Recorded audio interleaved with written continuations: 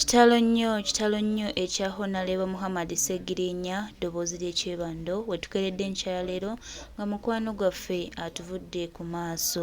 Honorable Sseggirinya ono alwanye n'obulamu ebbanga eriwerako, alwanye okulaba nga akuuma obulamu naye munnange tekisobose paka ebutuuse olunaku olwaleero nga omukulu Honorable Sseggirinya avudde mu bulamu obw'ensi eno. Tusaba Katonda amusonyiwe byonna, tusaba Mukama Katonda amulamuze kisa, omwoyo gwe Mukama agulamuze kisa. Baganda bange, mikwano gyange, Sseggirinya okuva bwe yava mu kkomera embeera teyaddamu kuba kyekimu era webukeredde enkyala leero nga Mukama amuyise. Minisita update waffe tujja kumisinga nnyo, tujja kumisingako ebintu bingi, tujja kumisinga nnyo mukwano gwaffe. Tukwebaza emirimu Mukama gy'akusobozesezza ate ne tusaba Mukama we mwennyini akulamuze kisa. Sseggirinya waffe alwanye n'obulamu, Sseggirinya abonyeebonye, Sseggirinya abadde ku ddagala, bulamu bwagaanira ddala okutereera okuva mu mwaka gw'2023. Bwe yava mu kkomera tunajjukira bulungi nnyo nti mukwano gwaffe Honorable Sseggirinya abadde alwana n'obulamu ebbanga lye lyonna era we tutuukidde olunaku olwaleero nga afiiridde wano mu ddwaliro Ensambya gye yabadde yaddusibwa. Bannayuganda ab'enjawulo batandise okubeera mu bulumi obw'enjawulo olw'abantu baffe abagenda mu maaso.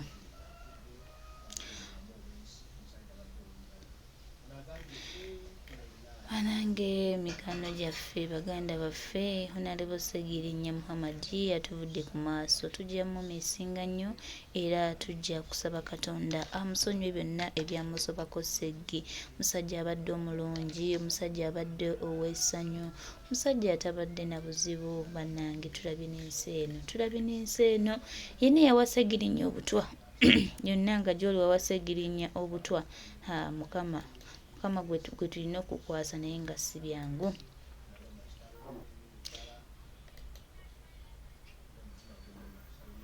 Wulira nga omutima gukuluma.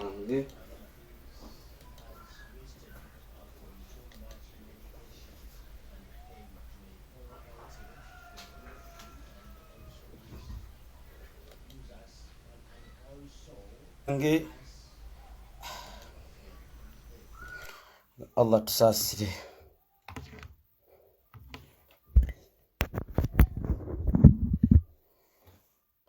Njabasaba akaseera kannaku, kaseera kazibu nnyo aka mukwano gwange,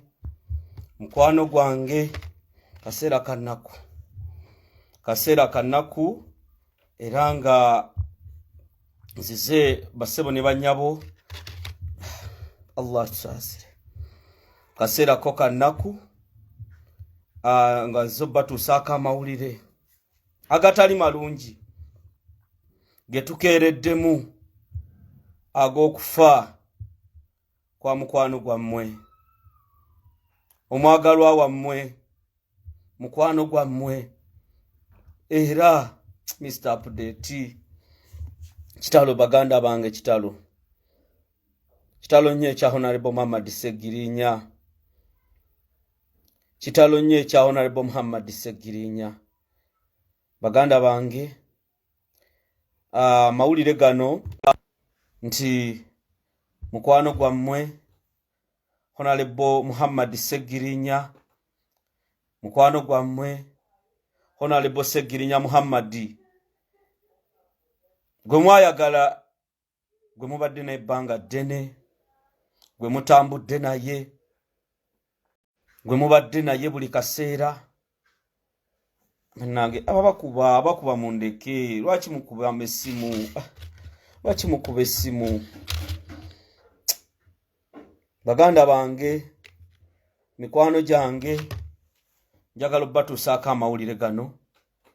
Mukwano gwaffe Honorable Muhammad Sseggirinya ekiro ekikeesezza olwaleero kimututte. Mukwano gwaffe Mr. Update eyabawanga essanyu, gwe mwatambulanga naye ayambanga omuntu wo wansi. Baganda bange, atuvudde ku maaso. Kyannaku nnyo Sseggirinya tasobodde kuwona. Era tubasaba mwe mwenna okulaba nti musabira Muhammad Sseggirinya. Mungu wa Allah oyo w'ekitiibwa amusaasire byonna ebyamusobako.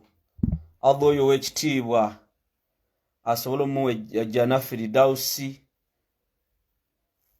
Programu zonna bakama baffe bagenda kuba bazituwa, era we tugenda okukuŋŋaanira okusiibula Sseggirinya byonna tugenda kuba tubibabuulira. Kubanga bino byakagwawo kati right now tujja kuba tubabuulira kyonna ekigenda mu maaso. Tugenda kuba tubabuulira enteekateeka zonna bwe ziri. Allah bw'asazeewo ne Sseggirinya obulamu yabukolerera. Yayamba omuntu wo wansi, yayamba abantu bangi, yayimirira n'abantu bangi. Muhammad Sseggirinya ye musajja atagenda kwerabirwa. Muhammad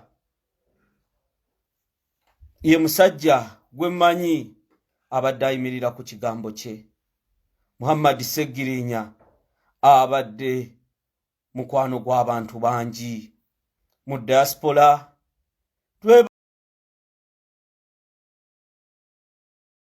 Kimututte mukwano gwaffe